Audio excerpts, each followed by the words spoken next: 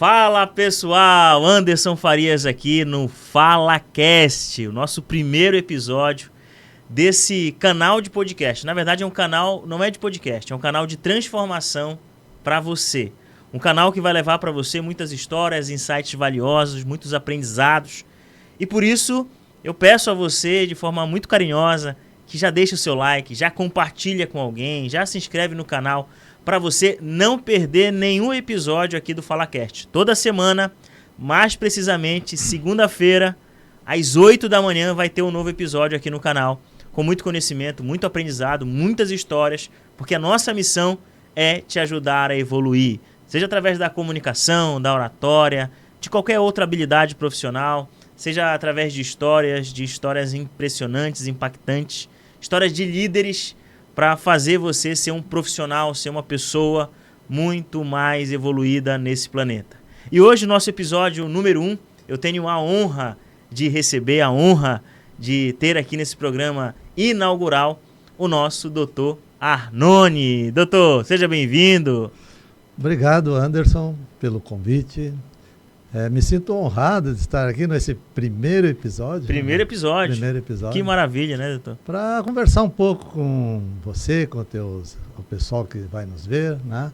Sobre contar algumas histórias, né? Alguns causos. Alguns causos né? Da vida. Todo mundo tem sua história, né? Uhum. E quando a gente tem a oportunidade de contar a nossa história, é bom, né?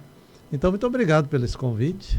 E vamos contar as nossas histórias. Vamos contar nossas histórias. Vamos compartilhar nossas histórias.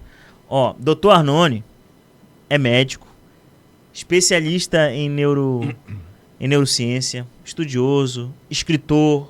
Tem um livro aí que ele vai falar mais sobre, que tem mais de 1 milhão de cópias vendidas, tanto no digital quanto no presencial. Eu sou leitor do Dr. Arnone, já teve em programas nacionais. Sim. E hoje vai compartilhar, como ele mesmo próprio fala, sobre causos de sucesso.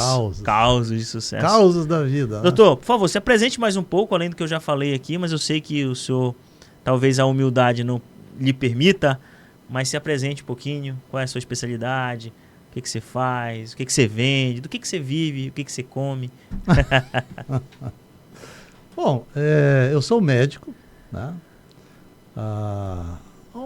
Vamos dizer assim, há um pouquinho de tempo, com uma certa experiência, né? Para mim é um tempinho, né? Mas para muita gente pode ser um tempão, mas para mim é um tempinho, né? Com uma certa experiência.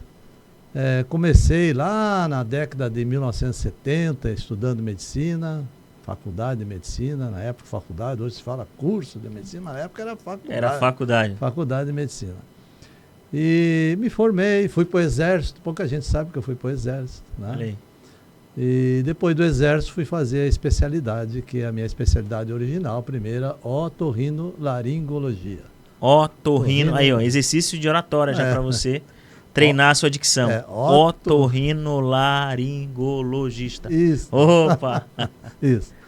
E aí comecei a trabalhar lá, eu sou natural de Joaçaba, aqui em Santa Catarina.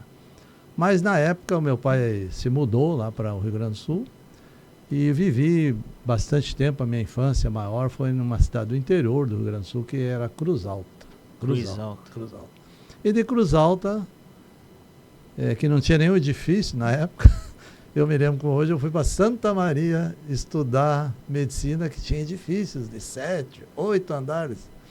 E eu olhava para aqueles edifícios e ficava admirado, né? Cruz Alta não tinha. E aí a vida foi indo, foi levando, acabei indo para Porto Alegre. Porto Alegre eu acabei fazendo a residência na Santa Casa de Porto Alegre, em otorrinolaringologia. Depois voltei a Cruz Alta, trabalhei em Cruz Alta um tempo. E depois resolvi olhar um pouquinho para os lados e acabei vindo para essa região, né? Inicialmente para Blumenau, Brusque, e depois aqui, agora que já estou aqui morando em Balneário Camboriú, em torno de 26 anos. Bacana. Né? E aqui a gente fez uma continuidade da carreira.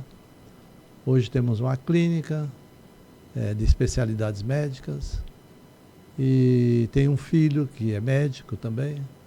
Hoje ele é vamos dizer assim, é o CEO da clínica. E eu sou conselheiro, né? Só dou uns pitacos, poucos, não muito, mas um pouquinho, né? E eu acabei hoje já um pouquinho mais light na carreira. Ainda trabalho como médico, mas também fui professor universitário no curso de medicina de Blumenau. E tem alguns trabalhos científicos na área médica publicados, e acabei escrevendo alguns livros para leigos. Acabei fazendo a pós-graduação de neurociência comportamental. Bacana. Comportamental. Agora, o que faz um otorrinolaringologista mudar para neurociência? Pois é, isso é uma pergunta... Como que você foi isso é uma pergunta... chegar aí? Isso é uma pergunta que me fizeram. Aliás, me fazem frequentemente. Sim. Sabe onde é que me fizeram essa pergunta? No programa Pânico. Pânico na TV? No Pânico na TV da Jovem Pan. Que legal. Eu posso contar a história depois como é que eu fui parar lá. Mas o Emílio me perguntou, mas como que um otorrino faz neurociência, né? Aí eu digo o seguinte, ó, a minha resposta, assim, que eu penso, e realmente eu acho que é isso aí, como é que a gente sabe que a gente está vivo, né? Que a gente está vivo, que a gente existe, né? Pelos 5 sentidos, né? Vamos começar. Olhos, ouvidos, certo, olfato, gustação e tato. São 5. 5 sentidos. Por esses 5 sentidos, você sabe que você está vivo, né? Que você existe. Se não fosse ele você não saberia. A gente poderia dizer, doutor, que esses 5 canais seriam canais de comunicação? Canais de comunicação com o meio externo. Legal. Nós temos canais de comunicação com o meio interno, que é a mente interna, e externo. E desses 5 canais de comunicação, eu lido com 3. Eu lido com ouvido, olfato e gustação todos os dias. Sim. Então eu já estou em vantagem. Eu já estou em vantagem de alguns médicos que às vezes têm apenas um canal de comunicação. Sim. Mas eu brinco, mas não é isso. Hoje a gente sabe, a ciência já deixou isso bem claro. A ciência comportamental, que é uma das especialidades que eu fiz, ela já deixou bem claro que, pelo menos, 85% das doenças, de todas as doenças, elas são de origem emocional. Mesmo em qualquer especialidade. Otorrino, pneumologia, gastroenterologia, cirurgia, pediatria, endocrinologia, enfim, cardiologia, né? Então, qualquer médico, hoje, ele tem que entender um pouco, tem que saber um pouco como o cérebro funciona. Legal. Como o cérebro funciona para poder dar um atendimento melhor. Não é só técnica. Sim. Não é só técnica. É relacionamento. É explicar para o paciente por quê, né? Esses dias até eu falei para um paciente, chegou para mim e disse assim, olha, doutor, o senhor vai me desculpar, mas eu não acredito que o que eu sinto é de origem emocional. O que eu estou sentindo aqui é uma coisa que eu sinto, não é a minha cabeça, eu estou sentindo. Aí eu disse para ele assim, olha, é que quando você sente é porque a casa já caiu. Ela começa a cair aqui em cima. E você às vezes não se dá nem conta. Olha só, muito importante que o doutor está dizendo, você que está em casa assistindo a gente, ou no teu celular, no teu laptop, enfim, questão emocional. Questão emocional. Se a gente pudesse colocar numa balança, doutor, emoção e razão. Puxa. O que pesa mais nesse... Nós todos os dias botamos isso na balança. Todos os dias já é colocado na balança. Geralmente perdemos pela emoção. Sempre. Eu tenho um amigo, e posso falar o nome dele porque ele me autoriza, o Diego, é um empresário aqui de Itapema. E ele fala assim, eu não compro pela emoção, eu não ajo por emoção, eu sou um cara extremamente racional. O que você acha? Eu acho que ele não está sabendo bem o que é emoção. Né? Então vamos explicar para o pessoal, primeiro, o que é emoção. O que é emoção? Emoção é um sentimento, o que é? Assim, ó, eu tenho um livro escrito sobre isso. Né? Olha aí. Tá aqui, ó.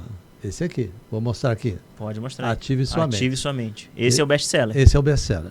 Uma parte desse livro, vamos dizer, 1/3 desse livro é fundamentado nessa questão, nessa balança entre razão e emoção. Uhum.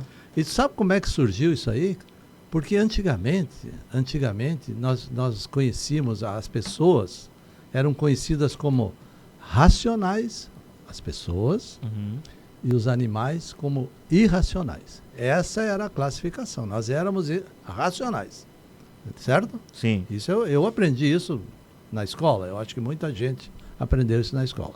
Bom, aí, lá pelo ano 2000, mais ou menos, recente. Isso eu estou falando até o ano 2000, não faz muito tempo, né? Lá pelo ano 2000, teve uma pessoa, um cientista, chamado Daniel Kahneman. Daniel Kahneman. Ele era um economista, ele inicialmente era um economista, depois ele fez psicologia.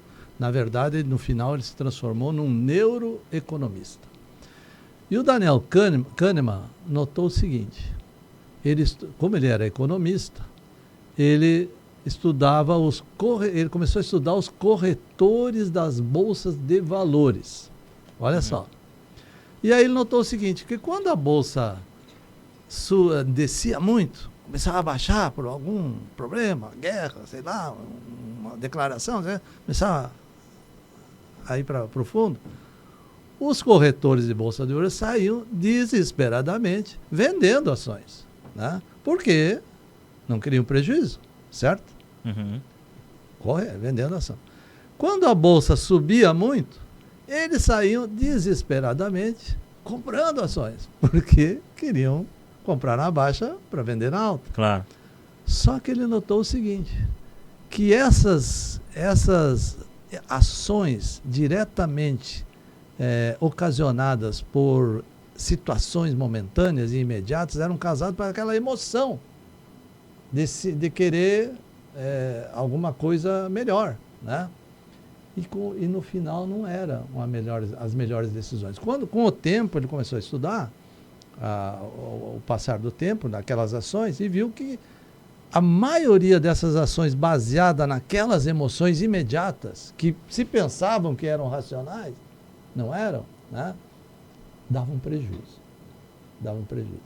E também estudou que é o seguinte, aqueles corretores que às vezes eram mais calmos, esperavam mais um pouquinho, pensavam um pouco mais para tomar atitude, aquelas ações que eu digo, atitudes, davam mais lucro. Então ele elaborou uma teoria que ele chamou Sistema 1 e Sistema 2. Sistema 1 é aqui atrás, né, do cérebro posterior, que eu falo, que é a parte mais de trás, que assim, quando acontece alguma coisa, qualquer coisa que acontece, qualquer coisa que, digamos, uma situação que você capta pelos teus canais de comunicação, né? Qualquer coisa que acontece, imediatamente isso aí interfere no nosso cérebro, que imediatamente reage, né? E para essa atitude, para esse sentimento, chegar aqui no anterior, que é mais racional, leva pelo menos 6 segundos. Muito rápido. Rápido, aqui é imediato. Aqui é 6 segundos. Mas 6 segundos é tempo. Tu não pode. Sim. Né? Então, assim, o que ele concluiu? Né? Que aquilo que a gente imediatamente reage, a gente não espera 6 segundos para responder alguma coisa. Ou para pensar alguma coisa. Mas aquilo que a gente reage mais cadenciadamente é a razão, que é aqui na frente, cérebro anterior. E essa aqui é a emoção. E todo o nosso comportamento se baseia nisso. Todo o nosso comportamento. E normalmente, a gente é mais dirigido pela emoção em qualquer coisa que a gente faz do que pela razão. E por essa descoberta, ele ganhou o Prêmio Nobel de Economia. Que legal. O Prêmio Nobel. E hoje se sabe, por exemplo, que pelo menos em torno de 90% nós somos dirigidos pela emoção. 90%? Olha só, presta atenção nesse dado aí. Ó. Você aí que está me vendo agora, eu, o doutor, o Rogério que está aqui operando para gente, 90% de nós somos emocionais. Porque como é que se descobriu isso? Como é que chegou? Não foi hoje com as técnicas que existem de imagem, né? Hoje não se estuda mais o cérebro por empirismo, por observação. Antigamente era por observação. Tivemos alguns gênios no passado, como Freud, por exemplo, que toda a teoria dele é baseada na observação. Mas hoje não. E a teoria dele até hoje é muito válida, né? Mas aquilo foi do interior dele, né? Da observação dele. Mas hoje se estuda por imagem. Tecnologia. Então hoje se consegue ver os neurônios se movimentando aqui atrás. A neuroplasticidade. Se movimentando e transmitindo informações para outras partes do cérebro e nós reagindo. E conforme essas reações, digamos uma reação um pouquinho mais racional, ela demora um pouco mais, ela trabalhava daqui na frente, ela não é tomada imediatamente, né? A não ser, às vezes a gente treina, né? Existe uma coisa que hoje com treinamentos, às vezes quando a pessoa é muito emocional, que reage só emocionalmente, né? Dá um exemplo, para ficar claro, doutor, me dá um exemplo de uma pessoa que reage só no emocional. Bom, vamos ver assim, ó, por exemplo, se eu... A gente vê muito isso no trânsito. No trânsito é toda hora. mas eu digo um exemplo mundial, né? Que é muito citado. Você lembra, acho que foi aquela premiação do Oscar, acho que foi no ano passado, que o apresentador... Levou um soco? Não, ele falou da esposa, ele fez uma piada de salão, mas uma piada... da esposa de um dos candidatos ao Oscar, que eu acho que era, não me lembro o nome dele, Will Smith. Will Smith. Rogério lembrou aqui, Will Smith. Isso. E o Will Smith levantou e foi lá e deu um tapa. Sim. O que é aquilo ali? Aquilo ali é um sequestro emocional. O cérebro posterior sequestrou ele e ele não pensou mais. Foi lá e deu um tapa. Depois, ele ganhou o Oscar, parece. Não sei se foi como melhor ator, naquele mesmo... Depois pediu desculpa. Pediu desculpa e tal, mas foi um sequestro emocional. Então, quando alguém te diz alguma coisa e você reage imediatamente, né? Às vezes com mais agressividade até, né? Aquilo é um sequestro emocional, né? Você age com a emoção. E tem pessoas, às vezes, que não deixam você nem falar. Elas respondem na hora. Muita gente me procura, doutor, para ajudar a falar em público. E há esse sequestro também na hora de falar em público. As pessoas simplesmente paralisam. Medo. Por quê? Porque essa parte do cérebro, a parte emocional, sequestra toda a parte cognitiva da pessoa e ela trava, ela paralisa. E como é que você termina com isso? Como? Treinamento, exatamente. Que você faz, não faz? Que faça o treinamento, exatamente. Então, tem que treinar. Se você treina... Tem gente que tem fobia. Inclusive, o nome chama-se glossofobia. O nome de pessoas que têm medo de falar em público. Fobia de falar em público. Agora, você diz assim, não, tudo bem, treina, mas daí? Só treinar? Não é só treinar. Treinar da forma correta, né? Treinar da forma correta e com tudo que nós fazemos, tudo que nós falamos, tudo que nós pensamos, existem conexões cerebrais, certo? Que é a mesma coisa que conexões neurais? Mesma coisa. Conexões. Os neurônios vão ali se conectando. Sim. Quando você treina uma pessoa para ela reagir com outro tipo de comportamento, mais lógico, né? Mais racional... Né? Não deixar a emoção controlar 100%. A emoção tem que ter porque a gente vive de emoção. Sim, claro. Né? Mas pelo menos ter uma atitude comportamental mais calma, né? Vamos dizer... Você vai fortalecendo aquelas conexões e você vai criando estradas. Legal. E o teu cérebro vai se modificando. Neuroplasticidade.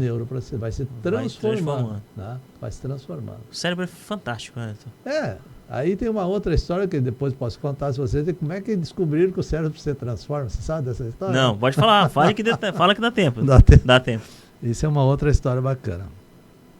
Eu me formei, na época, eu me lembro até hoje, do professor de neurologia, um senhor muito bacana, eu me lembro até o nome dele, Alberto Schmidt.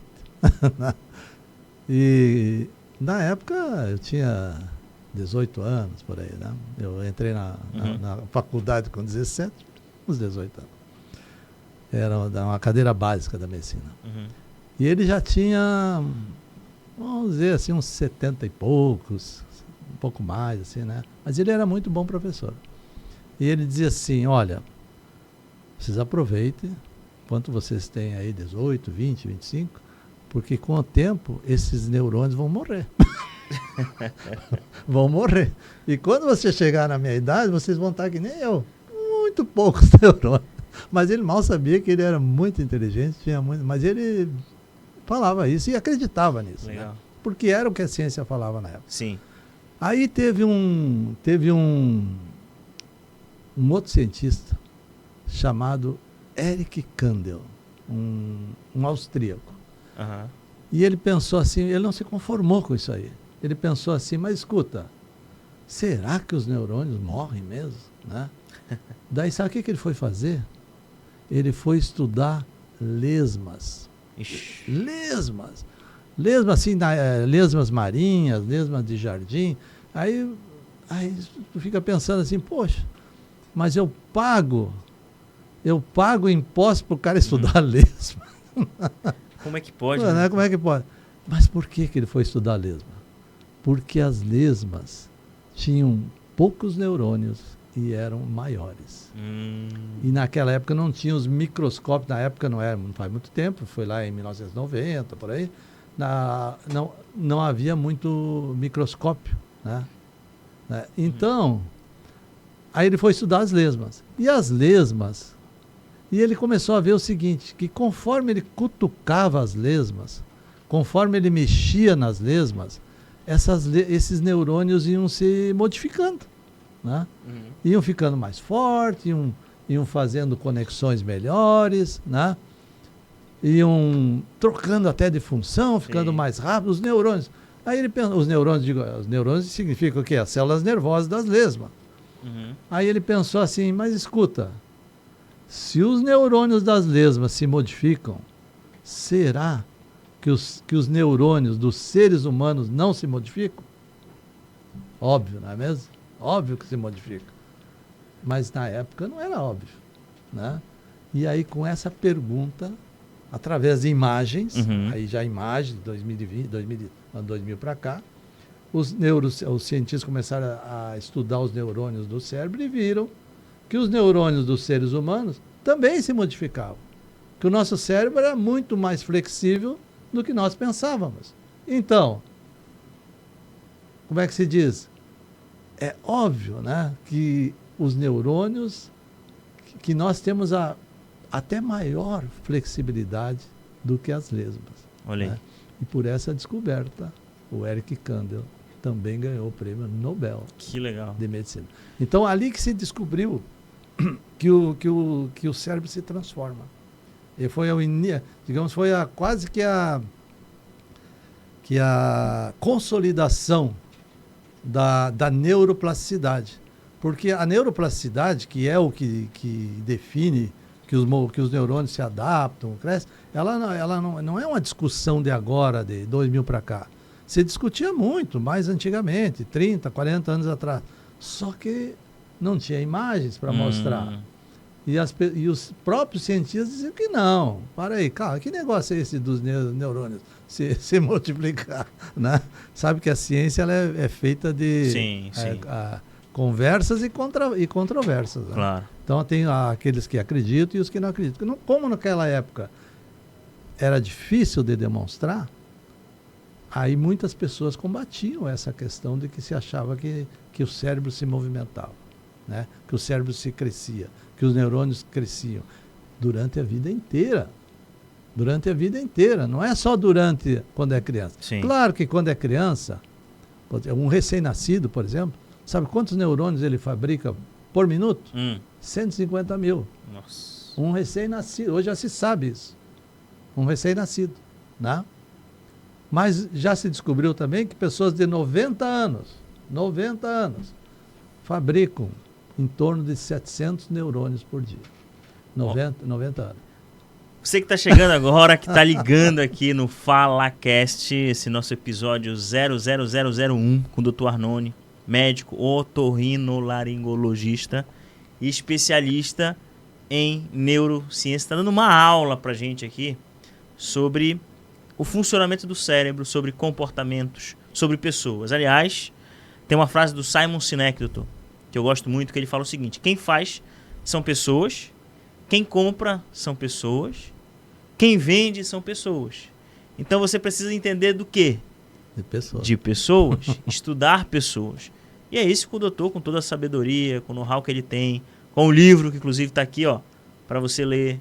Você pode baixar aí nos audiobooks da vida, pode comprar na banca de revista, Ative Sua Mente, best-seller, já vendeu mais de 1 milhão de cópias e está aqui com a gente hoje. Já esteve em programas. Como é que você foi parar, doutor? Conta pra gente. Como é que você foi parar lá no Pânico da TV, Pânico no rádio, Pânico agora não sei onde? Foi o Pânico da Jovem Pan. Da Jovem Pan. Da Jovem Pan, com aquela turma lá. Emílio.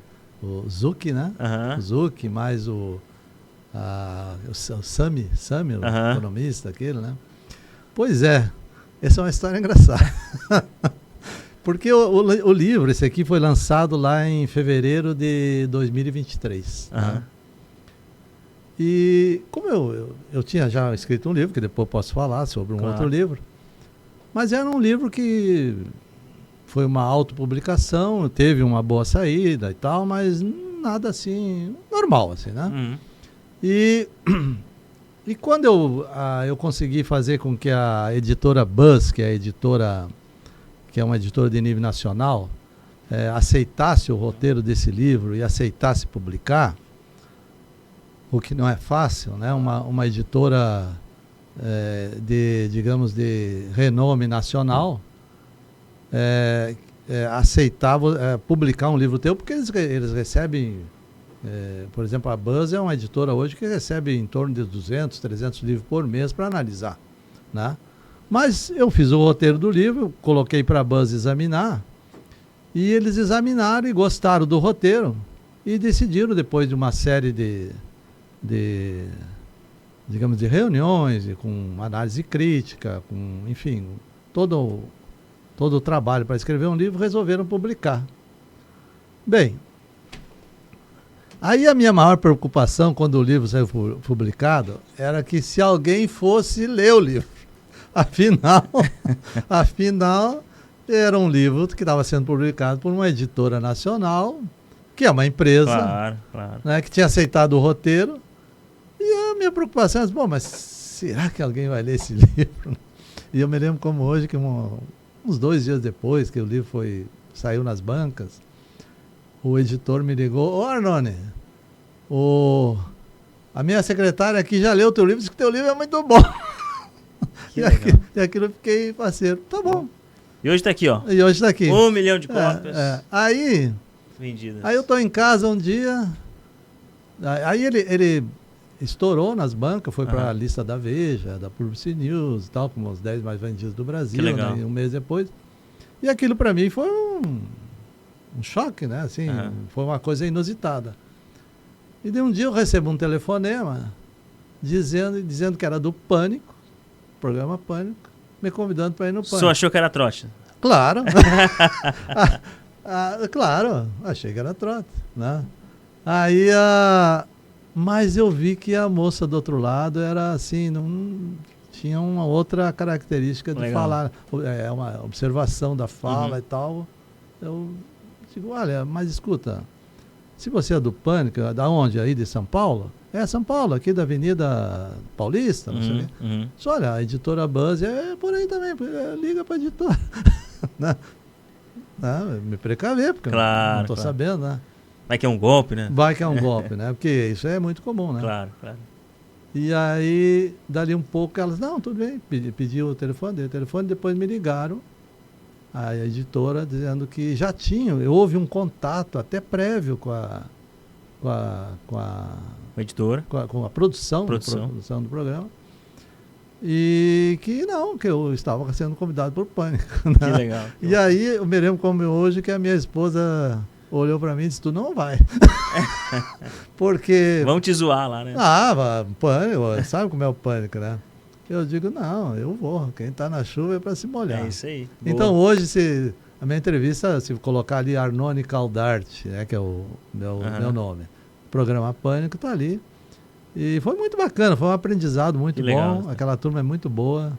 Me serviu assim como, vamos dizer assim, um divisor de águas, né? Depois daquilo, eu digo, depois que eu passei pro Pânico, pode me convidar para qualquer coisa. Pode vir aqui no FalaCast, toda semana, né? Toda semana. Doutor, agora pra gente já caminhar pro final, você falou aí que tudo é treinável. Tudo é treinável. Hoje, inclusive, se a gente for observar e conversar, e você tem uma grande empresa, uma clínica, e antigamente as empresas elas contratavam pelo currículo, mais pelo currículo do que pelo comportamento, pelas habilidades de relacionamento. Sim. Hoje parece que o jogo virou. Mudou. Então hoje as empresas estão buscando mais o currículo interpessoal, o currículo, as relações, não é técnica, e eles falam assim, não, a gente ensina lá, a gente treina na empresa. É isso que está acontecendo? É isso. Quem começou com esse movimento, né, foi o Daniel Goleman, né? Sim. Com o livro... Lá em 2000. Em 1995, ele lançou...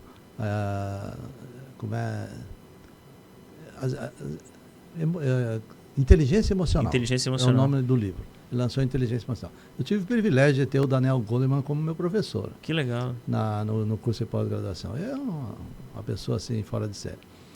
E antigamente é aquilo ali. As pessoas eram conhecidas como técnicas. Então era contratada pelo currículo. Quanto mais o currículo fosse recheado de habilidades técnicas, mais vantagem ele levava. Mas aí veio o Kahneman e esparramou isso aí, né? Não, para aí, as pessoas agem não pela técnica, elas agem pela emoção. E aí teve outros economistas, como Peter Drucker, um outro economista, que disse assim, olha, as pessoas são contratadas pela técnica e demitidas pela emoção. Né? Certo? E as empresas começaram a virar. Então hoje, uma empresa, quando vai contratar alguém, ela faz esse balanço, né? Pelo histórico, né? Pela maneira de conversar, pela maneira de se expressar, pela maneira de se comunicar, pela atenção que ela dá à pessoa, como ela ouve, né? Isso tudo como é que chama? Habilidades de inteligência emocional. Então hoje a dica de ouro, doutor, é investir na inteligência emocional, na gestão emocional, conhecer pessoas, comportamentos. E a neurociência comportamental, ela tem muito que contribuir nessa área, né? Além de outras áreas. Mas ela tem muito de como analisar como que os colaboradores se relacionam tanto com os líderes como com os clientes, como que os líderes se relacionam com os colaboradores, como que o ambiente funciona, né? Como que o ambiente pode ajudar para que tenha melhor resultado na sua performance, no seu ambiente, né? Na sua casa, na sua vida pessoal, porque não existe. Antigamente se achava, não, vida pessoal é uma coisa, vida profissional é outra. Não, é a mesma coisa. Tudo conectado, né? Tudo conectado. Claro que se você está em casa é outro tipo de relacionamento, outro tipo, né? No trabalho, mas a tua mente é uma só. É uma só. E se você é muito emocionado em casa, provavelmente você também vai ser lá no trabalho. Né? E vice-versa. E vice-versa. Né? Então, a neurociência, ela trabalha muito isso. Questão de treinamentos, estratégias. Legal. Estratégias de funcionamento cerebral para que você fortaleça mais as tuas conexões, transforme o teu cérebro para que você haja mais de acordo com aquilo que realmente você quer para você. E isso é transformação física, isso é transformação de neurônios, isso é transformação de conexões, de camadas de células neuronais. Se sabe isso hoje. Sim. Né? Então, quanto mais você treina isso, você vai fortalecendo. Né? E quanto mais você deixa de lado isso, você vai perdendo essa capacidade. Assim acontece com a memória. Né? Uhum. Memória é uma das habilidades, acho que a maior habilidade superior que a gente tem. Legal. Né? E se a gente deixar que a vida, digamos, não lembre muito como preservar a memória,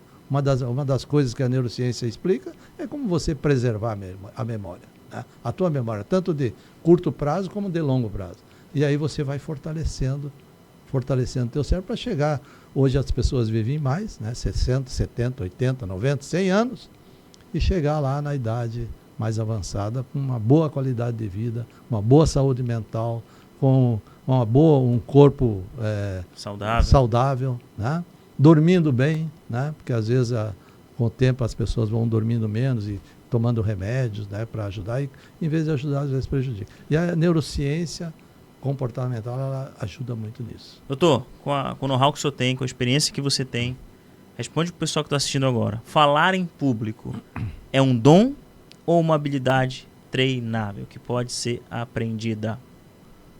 100% uma habilidade treinável. Claro que ninguém nasce exatamente igual, né? Uhum. Então, às vezes, tem pessoas que têm mais facilidade. Até o ambiente onde vive, né? Molda, né? Vire agora, a Fernanda Torres ganhou, é uma artista excepcional, ganhou o Globo de Ouro, mas a mãe dela criou o ambiente para aquilo ali. Aquilo facilitou um pouco, sim, com certeza, né? Então, claro, se você é um bom orador, você tem um filho que está te vendo ali, você vai aprendendo por osmose, você se comunica bem. Uhum. Mas só isso não é suficiente. Veja os atletas, né? Atletas. Quantos atletas, principalmente jogador de futebol, que parece que o cara nasceu com um talento excepcional, de repente, quando ele chega lá em cima, ele acha que não precisa mais treinar, não sei o quê, e aí, de repente, cai e prejudica a sua vida pessoal. Cai no esquecimento e prejudica a sua vida profissional. Sim. Então, assim, entre talento e disciplina, eu não tenho dúvida nenhuma. É disciplina. Que legal. Olha aí, tá vendo só? Você que acha que precisa ter nascido com dom, não, que precisa ter trabalhado na TV como eu trabalhei, é treinável. Tá aqui o Dr. Arnone para comprovar isso, especialista. Ó, tem um livro, esse livro aqui, Ative Sua Mente, leia, compre, participe. Doutor, muito, muito, muito, muito obrigado por estar aqui com a gente. No final, a gente tem um quadro aqui no nosso FalaCast que o senhor fala pra gente, deixa pra gente os 3 maiores ensinamentos que você teve na vida para compartilhar com os nossos ouvintes. Os 3 maiores ensinamentos? Os 3 maiores ensinamentos. Puxa, essa me pegou de surpresa. Opa, assim que é bom. Mas assim, ó, eu sempre, desde que vamos dizer o primeiro que eu lembro agora, né? Foram muitos, né? Claro. Mas o primeiro, eu sempre respeitei a minha família. Legal. Assim, desde criança, eu lembro, meu pai era uma pessoa simples, era sapateiro, né? Mas eu sempre respeitei ele, assim, dei valor a ele. Bacana. Né? Legal. Mesmo quando eu era adolescente, às vezes com alguns arroz, sempre me contive. Uhum. Então eu acho que isso aí me ensinou muito na vida. Segundo maior ensinamento. Segundo maior ensinamento é que tem que estudar. Tem que estudar. Não adianta só ter dom, viu, Rogério? Tem que estudar também. Tem que estudar. Tem que estudar. Hoje em dia é tão fácil, né? Tão fácil. Antigamente não era, né? Um livro era caro, tudo era caro. Hoje com o celular aqui, na tem mão. Tem aqui o FalaCast para aprender. Tem tudo. O celular na mão, você gratuitamente, quanto aprendizado você pode ter. Estudar. Terceiro ensinamento. Terceiro ensinamento, não adianta só pensar, tem que agir. Tem que agir.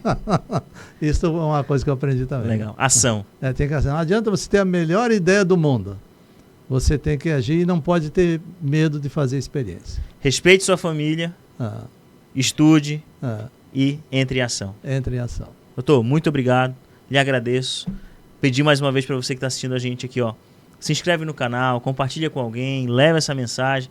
Se você puder contribuir com a gente nesse sentido, a gente fica muito feliz, muito agradecido, porque nossa missão aqui é voluntária, nossa missão aqui é levar conhecimento para as pessoas, levar desenvolvimento para você e que isso atinja muitos e muitos mais ouvintes, telespectadores aqui do FalaCast. É só o primeiro, tá? Só o primeiro. Toda semana vai ter um especialista tão bom quanto o Dr. Arnone para compartilhar muitas histórias, causos de sucesso, muitos insights valiosos, muitas dicas, ensinamento. Doutor, obrigado. Sucesso.